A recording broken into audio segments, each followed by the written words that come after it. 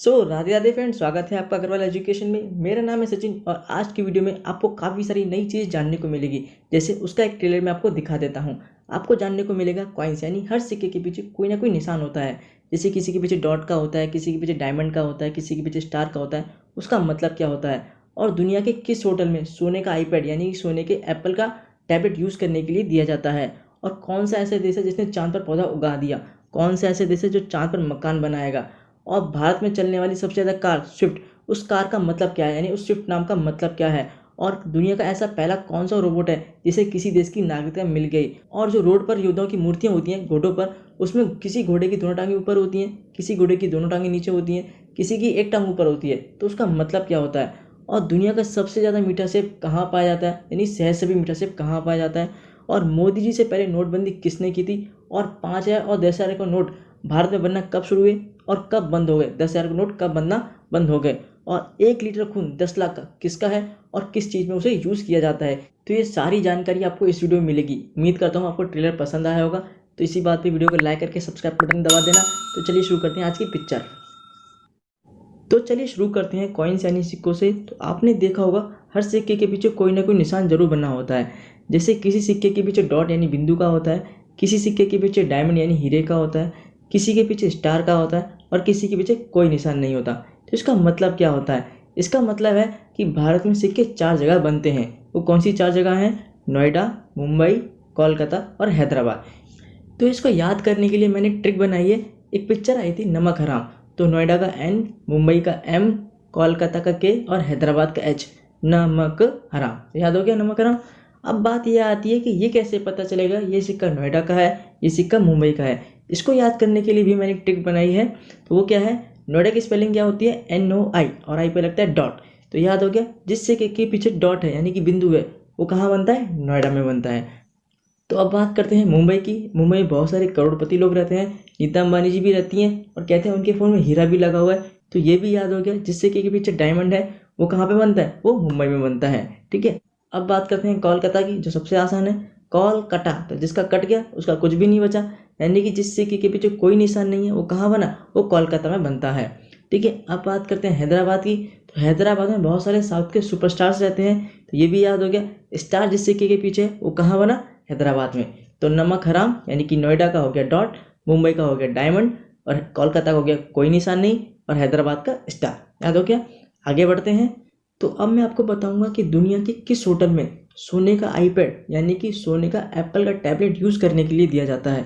तो ये दुबई के बुर्ज अल अरब होटल में दिया जाता है। होटल का नाम है बुर्ज अल अरब होटल, और ये दुनिया का अकेला 7 स्टार होटल है। हमारे देश में सिर्फ 5 स्टार होटल तक ही है, और ये पूरी दुनिया का अकेला 7 स्टार होटल है जो कि दुबई में है। इसके बारे में आपको मैं 2-3 चीज़ें और बता देता हूँ। इसमें 202 कमरे हैं, और इसका सबसे सस्ता कमरा भी करीब 1,60,000 रुपये का है। तो सोचो, अगर सबसे सस्ता कमरा अगर 1,60,000 रुपये का है तो महंगे की तो बात ही छोड़ो। और वो इसलिए होता है क्योंकि हमारी करेंसी रुपीज़ में है और उनकी दिरहम में है, जो कि हमसे ज़्यादा मजबूत करेंसी है। हमारे 20 रुपये उनके 1 दिरहम के बराबर है, जैसे कि हमारे करीब 75 रुपये 1 डॉलर के बराबर है, उसी तरह हमारे 20 रुपये इनके 1 दिरहम के बराबर है। इस वजह से भी हमें बाहर की चीज़ें महंगी पड़ती हैं। एक बात और मैं क्लियर कर देता हूँ। लोगों को लगता है कि दुबई एक देश है, तो दुबई देश नहीं है, दुबई एक शहर है। देश है यूनाइटेड अरब एमिरेट्स, जो कि उसका शहर दुबई है। ठीक है। दुबई हो गया, अबू धाबी हो गया, ये सब शहर हैं किसके? यूएई के। और अबू धाबी ही राजधानी है किसकी? यूएई की अबू धाबी राजधानी है। ठीक है। इस होटल के बारे में एक चीज़ और बता देता हूँ। ये दुनिया का तीसरा सबसे लंबा होटल है, और ये 1994 में इसका काम बनना शुरू हुआ, 1999 ख़त्म हो गया, यानी 5 साल इसको बनने में लग गए। ठीक है। अब मैं आपको बताता हूँ कि ऐसा कौन सा देश है जिसने चांद पर पौधा उगा दिया। वो उसके लिए बहुत अचीवमेंट की बात है उस देश के लिए। तो वो है हमारा पड़ोसी देश। मैं पाकिस्तान की बात नहीं कर रहा, मैं चाइना की बात कर रहा हूँ। तो चाइना ने कॉटन यानी कपास का पौधा चांद पर उगा दिया। अब चाइना ने इतना बड़ा काम करके दिखा, तो हमारा देश भी कहाँ पीछे रहने वाला था। तो हमारा देश अब चांद पर मकान बनाएगा। इसरो ने एक ऐसी ईंट बना ली है जिससे चांद पर मकान बनाया जा सकता है, यानी कि हमारा देश भारत अब चांद पर भी मकान बनाएगा, यानी कि अब चांद पर भी प्लॉट कटेंगे। ठीक। अब मैं आपको बताता हूँ भारत में सबसे ज़्यादा चलने वाली कार स्विफ्ट, उसका नाम कहाँ से आया, मतलब स्विफ्ट कहाँ से आया है क्या।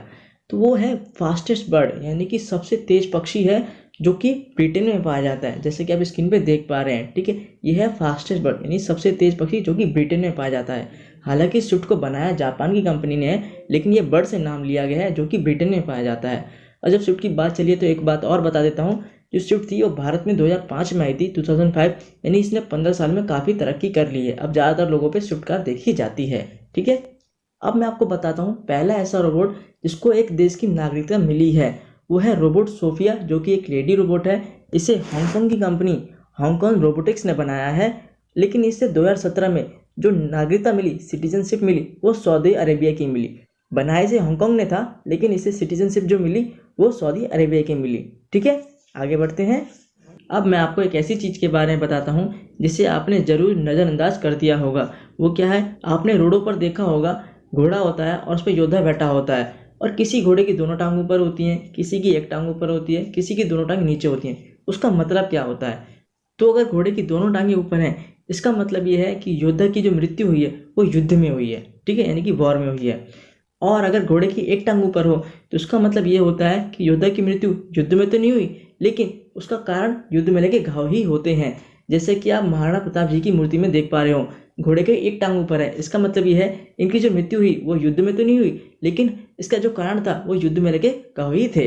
ठीक है, और अगर घोड़े की दोनों टांगे नीचे हों, इसका मतलब ये होता है कि योद्धा की मृत्यु का युद्ध से कोई लेना देना नहीं है। ठीक है, अब मैं आपको बहुत ज़रूरी बात बताता हूँ, वो है डीमोनेटाइजेशन, यानी कि नोटबंदी के बारे में। लोगों को लगता है कि जो मोदी जी ने नोटबंदी की थी वो भारत की पहली नोटबंदी थी। नहीं, वो भारत की तीसरी नोटबंदी थी। जो पहली नोटबंदी भारत में हुई थी वो 1946 में हुई थी, यानी कि भारत के आज़ाद होने से पहले एक नोटबंदी हुई थी। वो किसने की थी? वो पहले वाइसरॉय चलते थे, तो वाइसरॉय मार्शल आर्किबल्ड वेवल ने की थी। उस टाइम पे भारत में जो नोट चलते थे वो कौन कौन से थे? वो 1000 का चलता था, 5000 का चलता था, 10,000 का चलता था।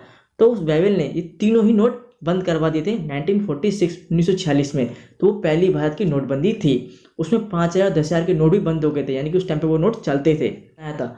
और RBI, reserve bank of India ने जब 10,000 का नोट पहली बार बनाया था वो 1938 में उसने 10,000 का नोट पहली बार बनाया था, जिसे 1946 में बंद कर दिया गया। तो पहली नोटबंदी हुई 1946 में, जिसमें 1000, 5000, 10,000 के नोट बंद कर दिए गए, लेकिन उसे 1954 में दोबारा चालू कर दिया गया इन तीनों नोटों को। ठीक है, अब बात करते हैं दूसरी नोटबंदी कब हुई, तो वो हुई 1978, यानी कि 1978 में हुई, जिसे प्रधानमंत्री मोरारजी देसाई जी ने बंद करवा दिया था। उसमें 1000, 5000, 10,000 के नोट दोबारा बंद हो गए। ठीक है, लेकिन 1000 का नोट सन 2000 में दोबारा चालू हुआ। 1000 का नोट सन 2000 में दोबारा चालू हुआ, हालांकि 5000, 10,000 के नहीं चालू हुए, वो बंदी हो गए। ठीक है, अब जो तीसरी नोटबंदी हुई वो तो सभी को पता है कब हुई, 8 नवंबर 2016 को हुई, रात को 8 बजे हुई, जिसमें 1000 और 500 के नोट बंद कर दिए गए। ठीक है, ये चीज़ आपको जरूर पता नहीं होगी। इसी बात पे लाल बटन को दबा के सब्सक्राइब करें और वीडियो को लाइक कर दें। ठीक है, आगे बढ़ते हैं। अब मैं आपको बताता हूँ दुनिया में वो पहला इंसान कौन था जो 3 पैर और 16 उंगलियों के साथ पैदा हुआ था। वो इटली का फ्रैंक लैंटेनी था, जो 3 पैर और 16 उंगलियों के साथ पैदा हुआ था। 1889 सन 1889 में ये पैदा हुआ था और 1966 में इसकी मृत्यु हो गई थी, यानी कि 130 साल पहले ये पैदा हुआ था 1889 में। और इसकी जो हाइट थी वो 5 फुट 7 इंच की इसकी हाइट थी। ठीक है, आगे बढ़ते हैं।